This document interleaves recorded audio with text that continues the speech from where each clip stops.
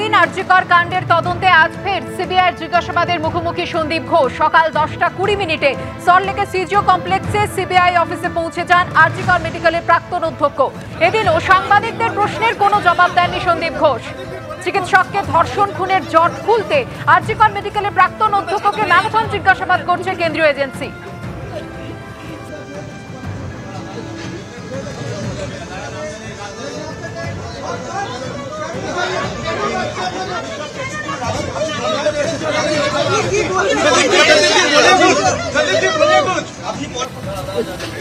আমি যাব না।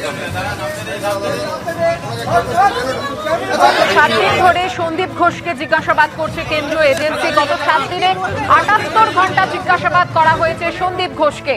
আর তারপরই পরপর 8 দিন আজও আরজিকর কাণ্ডের তদন্তে সিবিআইয়ের জিজ্ঞাসাবাদের মুখোমুখি হলেন সন্দীপ ঘোষ।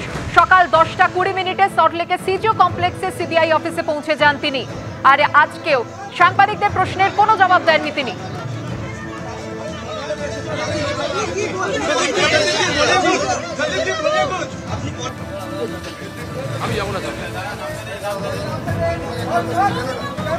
যে ছবি আপনারা দেখতে পাচ্ছেন, গতকালই রাজ্য বিরোধী দলনেতা শুভেন্দু অধিকারী তিনি রাজ্য জুড়ে থানা ঘেরাও কর্মসূচির ডাক দিয়েছিলেন। গতকাল আরজিকর কাণ্ডে মুখ্যমন্ত্রীর পদত্যাগের দাবিতে স্বাস্থ্য ভবন অভিযান ঘিরে ধুমধুমারের ছবি আপনারা দেখেছিলেন। আর আজ থানা ঘেরাও কর্মসূচি। আরজিকর কাণ্ডে মুখ্যমন্ত্রীর পদত্যাগ চেয়ে ফের পথে নেমেছে বিজেপি। গতকাল স্বাস্থ্য ভবন অভিযানের পর আজ রাজ্য জুড়ে থানা ঘেরাও কর্মসূচি নিচ্ছে গেরুয়া শিবির। আমাদের প্রতিনিধি শিবাশিস মৌলিক এই মুহূর্তে রয়েছেন টেলিফোন লাইনে।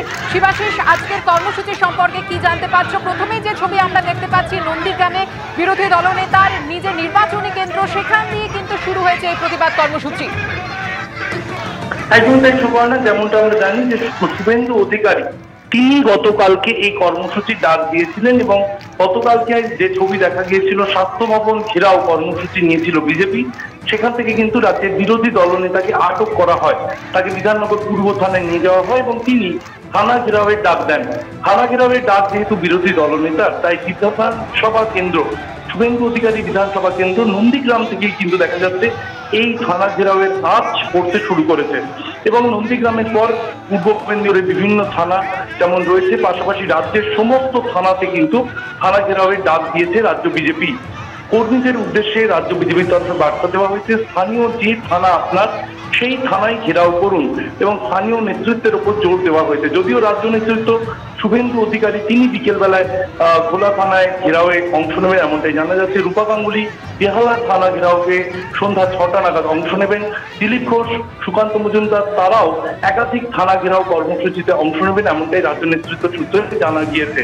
এছাড়া শ্যামবাজারে যেহেতু তাদের আরজিকর কাণ্ডের প্রতিবাদেই একটি 5 দিনের ধর্ণা চলছে, সেখানে আজকে তৃতীয় দিন শুভেন্দু অধিকারী, সুকান্ত মজুমদার উভয়ই আজকে সেই কর্মসূচিতে যোগ দেওয়ার কথা। অন্যান্য রাজ্য নেতৃত্ব তারাও সেখানে যাবেন। তার পাশাপাশি তারা আর কোথায় কোথায় থানা ঘেরাওয়ে অংশ নেন সেদিকেই তাকিয়ে রাজনৈতিক মহল। ধন্যবাদ শিবাশিস।